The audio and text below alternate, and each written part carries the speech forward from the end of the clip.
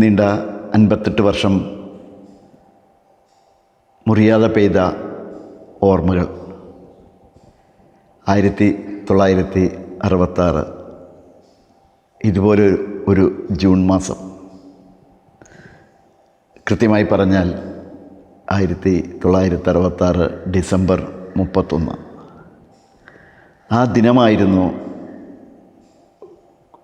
കോട്ടക്കൽ ദേശക്കാരനായ, അല്ലെങ്കിൽ കോട്ടക്കൽ ദേശക്കാരനായി മാറിയ ധർമാശുപത്രിയിലെ 100ാമത്തെ പ്രസവം. ഒരു വർഷം പോകുന്നു, അടുത്ത വർഷം വരുന്നു. ആ ഒരു സമയത്താണ് 100ാമത്തെ പ്രസവമായി എൻ്റെ അന്നും ഇന്നും എന്നും എൻ്റെ ജീവസ്പന്ദനായ അമ്മയുടെ വയറ്റിൽ ഞാൻ പിറക്കുന്നു. ഒരു ഉണ്ണിയായി. തിരിഞ്ഞു നോക്കുമ്പോൾ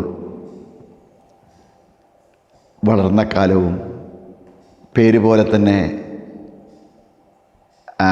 ഉണ്ണിത്തം നിറഞ്ഞ ബാല്യം. ജനനം കൊണ്ട് തന്നെ ഒരുപക്ഷെ സെലിബ്രിറ്റി ആകാൻ കഴിഞ്ഞതിൻ്റെ ചാരിതാർത്ഥ്യം ഇന്നുണ്ട്. കാരണം കോട്ടക്കൽ ആര്യവൈദ്യശാലയിലെ ധർമാശുപത്രിയിലെ 100ാമത്തെ പ്രസവം അവർ അക്ഷരാർത്ഥത്തിൽ ആഘോഷിക്കുകയായിരുന്നു. അന്നു ലഭിച്ച ലാളനയും പരിലാളനയും എല്ലാം തന്നെ പിന്നീട് എൻ്റെ ജീവിതത്തിന് ഒരു തിലകക്കുറിയായി മാറുകയായിരുന്നു. അമ്മയുടെയും അച്ഛൻ്റെയും ലാളനയ്ക്ക് പുറമെ നാട്ടിലെ ഒരു കണ്ണിലുണ്ണിയായിട്ടായിരുന്നു എൻ്റെ ശൈശവം. അല്പം മുതിർന്നപ്പോൾ അമ്പലവാസിയായി ജനിച്ചു വളർന്ന കോട്ടക്കൽ സാമൂതിരിക്കോരത്തിന് സമീപമുള്ള വീട്, പരിസരം വലിയ ഒരുപക്ഷെ എൻ്റെ മനസ്സിൽ നിറഞ്ഞു നിൽക്കുന്ന കാലവർഷത്തിൻ്റെ ഓർമ്മ ആ കുളത്തിൽ നിന്ന് തുടങ്ങുന്നു. നീന്താൻ പ്രായം എത്തുന്നതിന് മുൻപ് നീന്താൻ കൊതിച്ച ഒരു ഉണ്ണി. ചേട്ടന്മാരൊക്കെ കുളത്തിൽ കൂപ്പിൽ നിന്ന് ചാടുകയും നീന്തുകയും ചെയ്ത രോമാഞ്ചത്തിൽ പ്രായം അനുവദിക്കാത്തതുകൊണ്ട് തന്നെ നീന്താൻ കഴിയാതിരുന്നതിൻ്റെ വൈഷമ്യം ഞാൻ തീർത്തത് ആ വലിയ അമ്പലക്കുളത്തിൻ്റെ മതിലിൽ നിന്നുള്ള കുളത്തിലേക്കുള്ള ചാട്ടമായിരുന്നു. ആ കുളത്തിന് സവിശേഷതകൾ മറ്റൊന്നുണ്ടായിരുന്നു.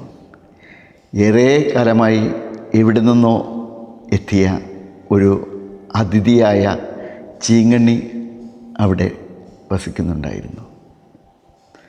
ചീങ്കണ്ണിയുടെ രൗദ്രതയും ക്രൂരതയും അറിയാഞ്ഞതുകൊണ്ടായിരിക്കാം ഒരു പക്ഷേ ആ ചീങ്കണ്ണിയുടെ കുളത്തിലേക്ക് അമ്മയ്ക്കൊപ്പം കുളിക്കാൻ വന്ന ഞാൻ ആ കുളത്തിലേക്ക് എടുത്തു ചാടിയത്.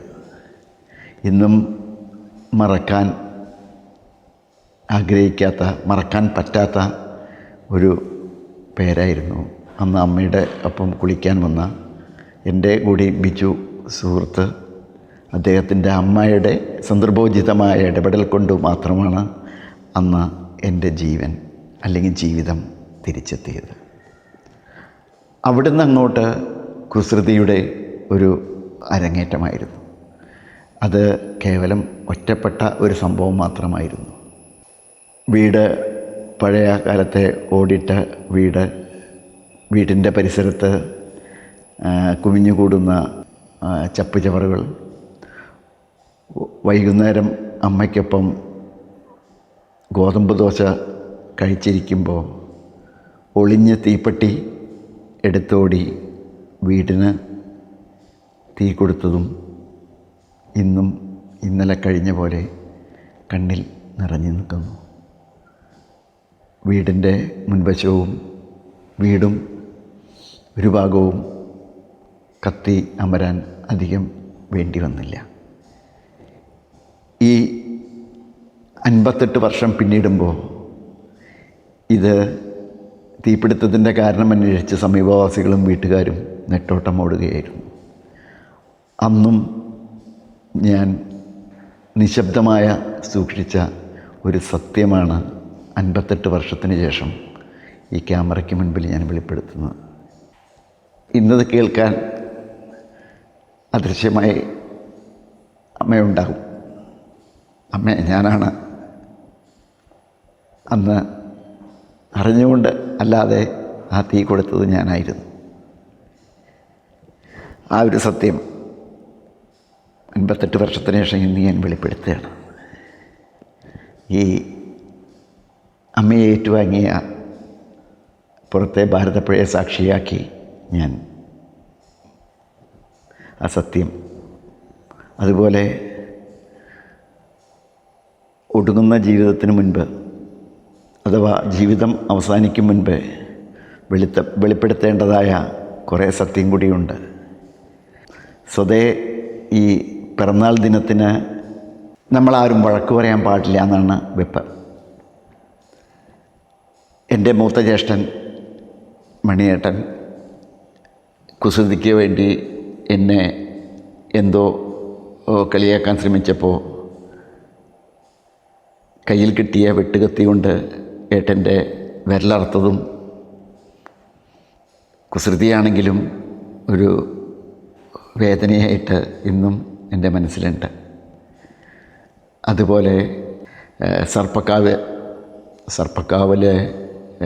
വളരെ ഘോരമായ ചെടിയും മരങ്ങളും നിൽക്കുന്ന സർപ്പക്കാവായിരുന്നു എൻ്റെ ഒളിച്ചുകളിയുടെ എന്നെ കണ്ടുപിടിക്കാൻ പറ്റാത്ത ഒരിടം. ആ കോവിലകത്തിൻ്റെയും അമ്പലത്തിൻ്റെയും പ്രദേശത്തിൻ്റെ കണ്ണിലുണ്ണിയായി വളർന്നു.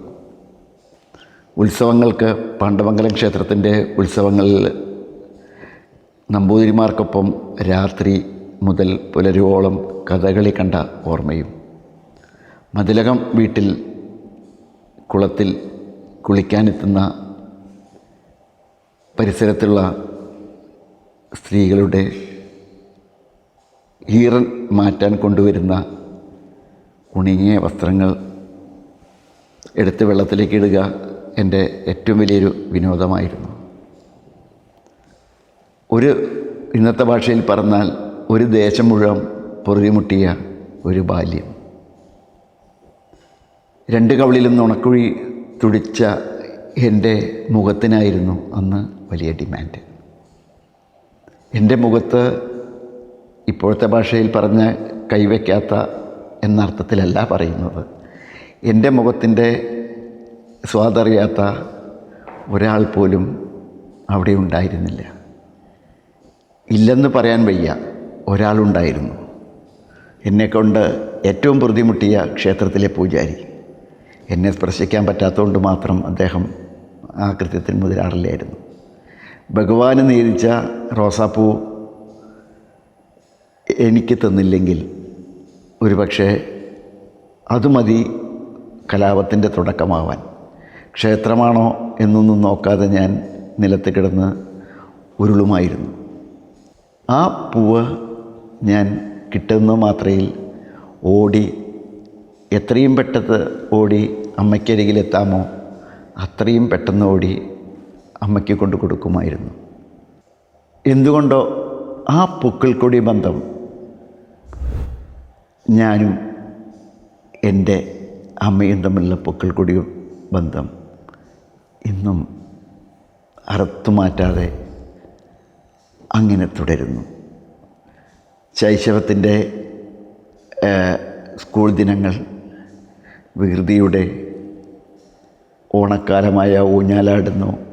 4 കെട്ടായതുകൊണ്ട് തന്നെ ആ 4 കെട്ടിൻ്റെ അകത്തളത്തിലിടുന്ന ഊഞ്ഞാലിൽ എല്ലാറ്റിലും ഒന്നാമനാവാനുള്ള വ്യഗ്രതയിൽ എന്ത് വികൃതിയും ഞാൻ ചെയ്യുമായിരുന്നു. അത് കഴിഞ്ഞ് ഒരുപക്ഷെ അച്ഛനും അമ്മയും ഉണ്ണിയുടെ കുസൃതികൾ കൊണ്ട് സഹനത്തിലും ക്ഷമയിലും ഹിമാലയത്തോളം അവർ സഹിച്ചിരിക്കാം. ഒരു വാക്ക് പോലും കൂടുതൽ വഴക്കിടാൻ അവർക്ക് ആകുമായിരുന്നില്ല. വഴക്കിട്ടാൽ പിന്നെ അവർക്ക് നേരിടേണ്ടി വരിക കിണറ്റിൽ ചാടിയ മകനെയായിരിക്കും.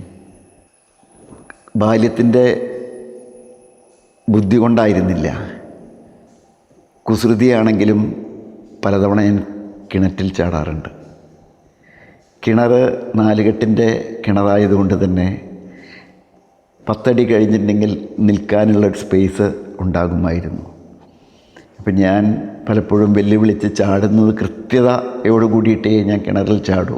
കാരണം ആ കയറി നിൽക്കാവുന്ന സ്ഥലത്ത് ലക്ഷ്യം പിഴയ്ക്കാതെ തന്നെ ഞാൻ ചാടാറുണ്ട്. അപ്പോൾ അതുകൊണ്ട് തന്നെ വഴക്ക് കേൾക്കാതെ ഓമനയായി വളർന്നു. 8ാം ക്ലാസ്സിൽ പഠിക്കുന്ന സമയത്താണ് അമ്മയുടെ നാടായ തമിഴ്നാട്ടിലെ തഞ്ചാവൂരിൽ പോകാൻ ഇടയായത്. അത് ഒരു പക്ഷേ ജീവിതത്തിൻ്റെ ആദ്യത്തെ